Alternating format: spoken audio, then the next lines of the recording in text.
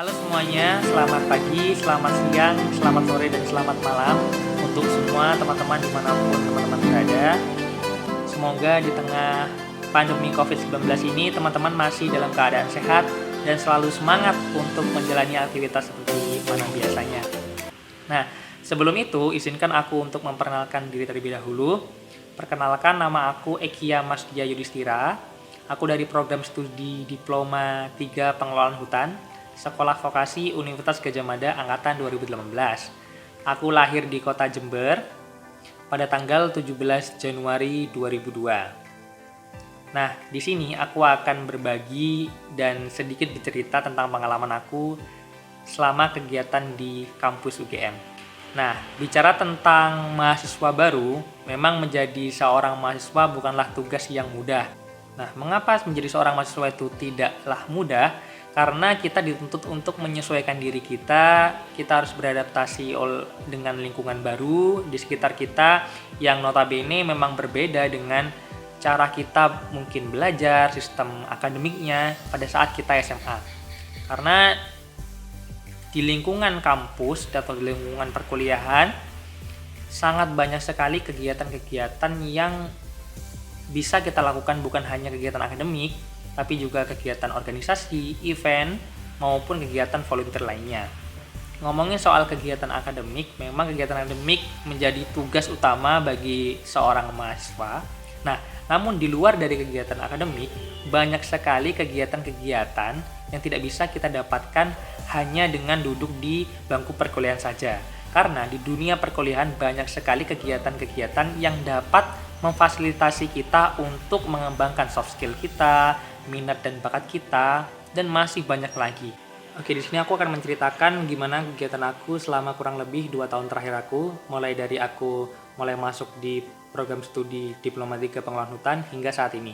Nah, di tahun pertama aku mengikuti kegiatan Forum Komunikasi Mahasiswa Diploma 3 Kehutanan atau biasa disebut dengan Forkomadika.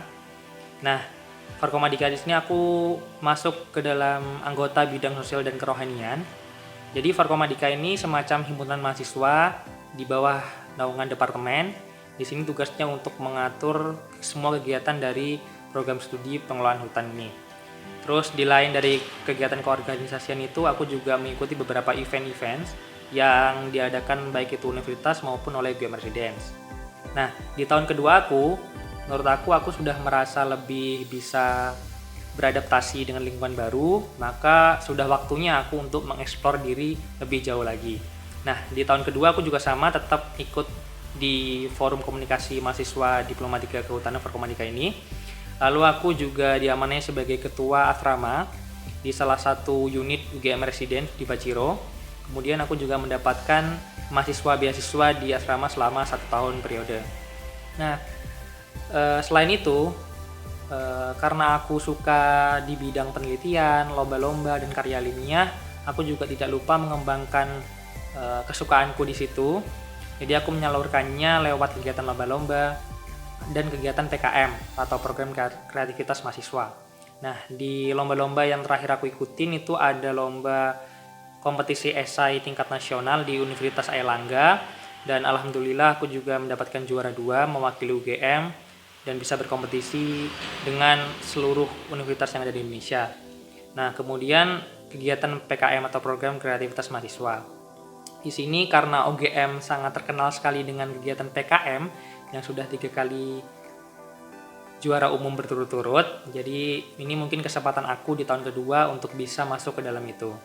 Jadi di PKM ini di UGM juga sudah melakukan seleksi sebanyak 3 kali, seleksi pertama, kedua, dan ketiga, seleksi internal.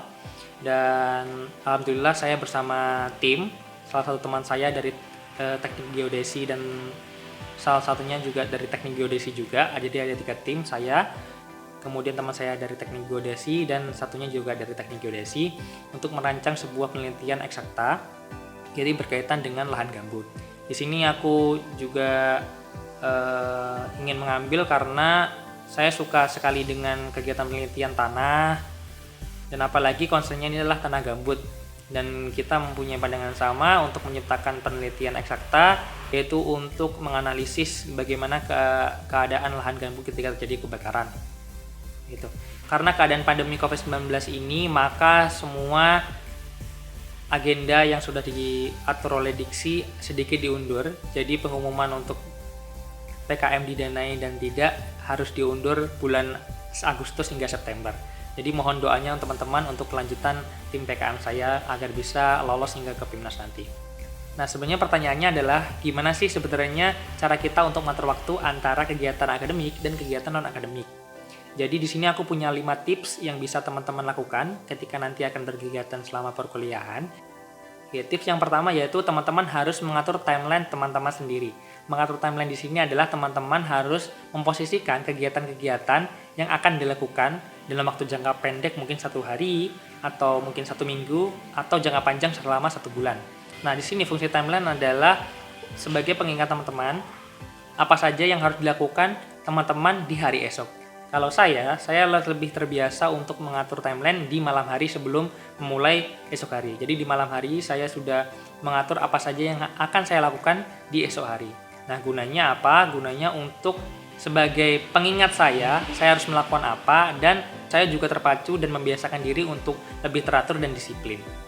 Tips yang kedua yaitu mengatur skala prioritas kegiatan teman-teman. Nah, setelah kita membuat timeline itu dibuat berdasarkan skala prioritas yang kita buat sendiri. Mengatur skala prioritas yaitu kita mengkategorikan kegiatan-kegiatan yang akan kita lakukan ke dalam beberapa bagian.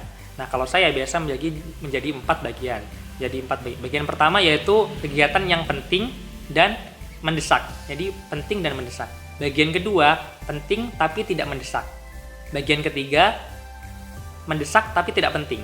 Dan bagian keempat adalah tidak penting dan tidak mendesak. Nah, dari keempat bagian ini teman-teman bisa klasifikasikan mana sih yang termasuk bagian 1, mana yang termasuk bagian 2, 3, ataupun 4. Nah, dengan mengatur skala prioritas ini kita dituntut untuk lebih disiplin, lebih teratur juga, dan tentunya kita lebih tahu apa urgensi dari masing-masing kegiatan yang kita lakukan. Apakah itu harus dilaksanakan lebih dulu atau bisa dilaksanakan nanti. Itu sesuai dengan apa yang sedang teman-teman lakukan di hari itu. Nah, tips yang ketiga yaitu kita harus bisa menentukan batasan-batasan diri kita sendiri. Ibaratnya kita sedang berada dalam sebuah rumah. Di rumah itu ada pagar, kemudian ada pintu rumah, kemudian ada ruang tamu, dan kemudian ada kamar kita sendiri. Nah, ibaratnya kita punya tamu nih. Tamu kita izinkan sampai mana? Apakah sampai pagar? Apakah cukup sampai depan pintu? Ataukah cukup sampai ruang tamu saja? Ataukah kita lebih masuk ke dalam lagi ke kamar kita? Batasan-batasan ini penting karena apa? Karena bukan tanggung jawab kita untuk sesuai dengan kehendak orang lain. Kita yang punya diri kita sendiri punya tanggung jawab penuh untuk mengatur dan mengelola diri kita sendiri. Jadi kita juga harus bisa menempatkan seseorang sesuai dengan batasan-batasan apa yang kita buat. Dengan seperti itu, timeline kerja atau timeline kegiatan yang kita buat akan sesuai dengan kehendak kita sendiri tanpa ada pengaruh dengan orang lain. Nah, tips yang keempat yaitu selalu hadirkan mood untuk kita tetap berkegiatan atau kita untuk bekerja. Karena kenapa? Ada orang yang berpikir bahwa, wah saya sedang tidak mood nih untuk melakukan kegiatan A, wah saya tidak mood nih untuk melakukan kegiatan B. Nah, berpikiran seperti ini sangat berbahaya karena apa? Tugas kita bukan menyesuaikan mood kita, tapi tugas kita adalah menghadirkan mood itu. Ketika kita tidak mood dengan kegiatan A, maka tugas kita adalah menghadirkan mood A agar kita tetap melaksanakan kegiatan itu. Karena apa? Timeline yang kita buat akan terus berjalan. Kita tidak bisa mengembalikan waktu atau memajukan waktu, kita tidak bisa. Jadi yang perlu kita lakukan adalah menghadirkan mood. Jadi contohnya ketika kita tidak mood untuk melakukan A, maka hadirkan mood A agar timeline kita tetap berjalan. Dan tips yang kelima adalah selalu dekatkan diri kepada Tuhan yang Maha Kuasa. Karena secara tidak langsung, manusia bukan hanya memenuhi kebutuhannya secara jasmani saja, tapi juga perlu secara rohani. Ketika kita dekat dengan Tuhan, maka kita akan merasa lebih tenang, lebih sabar, dan lebih teratur. Nah, hal-hal ini yang diperlukan dalam kita melakukan semua kegiatan. Ketika kita sudah merasa tenang, kita sudah merasa sabar, jadi setiap keputusan yang kita lakukan, setiap keputusan yang kita ambil adalah keputusan yang terbaik, dan pasti itu ada unsur tangan Tuhan di situ. Jadi dekatkan diri kepada Tuhan agar kita senantiasa lebih percaya kepada diri sendiri, dan tentunya kepada Tuhan Yang Maha Kuasa. Sebagai menutup, saya ucapkan selamat kepada teman-teman semuanya sudah menjadi bagian dari Universitas Gadjah Mada. Selamat datang menjadi keluarga baru kami di Departemen Teknologi Hayati dan Veteriner. Dan pesan saya untuk teman-teman sekalian, dari manapun kita berasal, dari apapun background kita, tapi tidak menyurutkan kita untuk tetap berprestasi.